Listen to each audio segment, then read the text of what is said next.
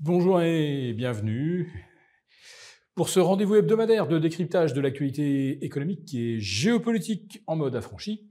Je salue tous les abonnés de TV Liberté à qui je renouvelle tous mes vœux pour 2025 en mon nom, ainsi qu'en celui des publications Agora, pour cet épisode que je vais intituler 2025, année de la liberté d'expression à grands coups de ciseaux. Allez, vous voyez bien où je veux en venir. Notre ex-commissaire européen, Thierry Breton, estime que le plus grand danger pour la démocratie en 2025, ce ne sont pas les 68 000 faillites d'entreprises qu'on a déjà enregistrées ces 12 derniers mois, et le rythme s'accélère au début de l'année 2025, ce ne sont pas les 240 000 emplois qui pourraient être perdus, ce ne sont pas les 5,4% de déficit si tout se passe bien, si tout reste en état pour les finances françaises, 345 milliards d'euros à lever sur les marchés, ça va passer évidemment comme une lettre à la poste. Le problème, ce n'est évidemment pas l'élargissement de l'écart de rendement entre nos OAT et les Bunds. L'écart de rendement, c'est le différentiel de coûts pour refinancer notre dette, qui est monté donc en une semaine de 82 à 87 points. Non, le danger pour la France, la démocratie, c'est Elon Musk et la liberté d'expression. La liberté d'expression, oui, uniquement lorsqu'elle est validée par le ministère de la Vérité européen. Et c'est donc le commissaire, l'ex-commissaire Thierry Breton, qui aujourd'hui n'a plus de titre, qui est omniprésent sur les plateaux télé pour nous expliquer quel est le danger représenté par Elon Musk, quelqu'un sur lequel il serait bon d'enquêter. Alors, moi, j'ai capté une déclaration assez lunaire de Volodymyr Zelensky. C'était le 8 janvier, je crois. Et il expliquait que sur les 177 milliards promis par l'Union européenne à l'Ukraine, et on va dire que lorsqu'il y a eu les élections européennes au mois de juin dernier, l'Europe avait déjà promis au moins 140 milliards. Eh bien, sur ces 140 milliards, du temps où M. Breton était haut-commissaire, 70 milliards n'auraient pas été versés à l'Ukraine, mais où sont-ils ?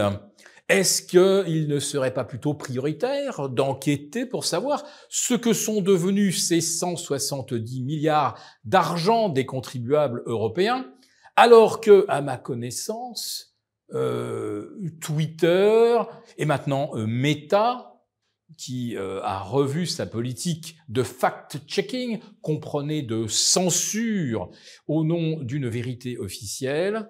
Est-ce qu'Elon Musk et Mark Zuckerberg coûtent 1 euro ou 1 dollar aux contribuables européens? Et si on enquêtait sur Thierry Breton, une personne dont le track record est à mon avis imbattable. Patron de Bull de 1997 à 1999, il laisse l'entreprise Exang.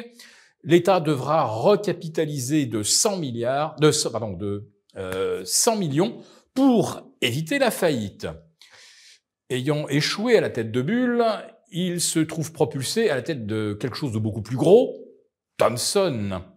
Et jusqu'en 2002. Et lorsqu'il rendra son tablier, Thierry Breton laissera Thomson exsangue et ces divisions produits électroménagers seront vendues pour une bouchée de pain aux Japonais. Et puis, ayant échoué à la tête de Thomson, qu'à cela ne tienne, il se retrouve bombardé à la tête de France Télécom, 2003-2005. France Télécom battait de l'aile. Lui, il décide de redresser la situation en mettant en place des pratiques, on va dire, de serrage de vis qui conduiront à une vague de suicides de salariés de France Télécom. Bon, après avoir échoué en tant que patron de 3 grandes entreprises, on se dit qu'il était parfaitement désigné pour devenir ministre des Finances de 2005 à 2007. Il en profitera pour revendre des actifs, par exemple, comme l'aéroport de Toulouse aux Chinois, qui nous le rendront après l'avoir vidé de sa substance. N'ayant pas vraiment convaincu comme ministre des Finances, on le retrouve ensuite, eh bien, patron d'Atos de 2009 à 2018 ou 2019. Et là, il se lance dans une campagne d'acquisition, une véritable folie des grandeurs, une folie américaine. Il fait doubler de taille le groupe, mais surtout, il fait exploser sa dette car il rachète de façon inconsidérée une entreprise américaine totalement hors de prix, ce qui ensuite, eh bien, provoquera l'explosion de la dette d'Atos et l'effondrement du titre. Pendant ce temps-là, eh bien, lui, il avait quitté la direction en 2019 pour devenir haut-commissaire européen. Et là, il ne verra évidemment pas disparaître de 2022 à juin 2024 70 milliards promis à l'Ukraine. Donc, effectivement, Monsieur Breton est tout à fait la personne légitime pour critiquer Monsieur Elon Musk, qui évidemment enchaîne les faillites, c'est bien connu, et qui coûte tellement cher aux contribuables européens. Nous avons conçu à votre attention un rapport spécial que vous obtiendrez gratuitement en cliquant dans le lien en description de cette vidéo. Un rapport spécial qui analyse toutes les conséquences économiques, financières et patrimoniales.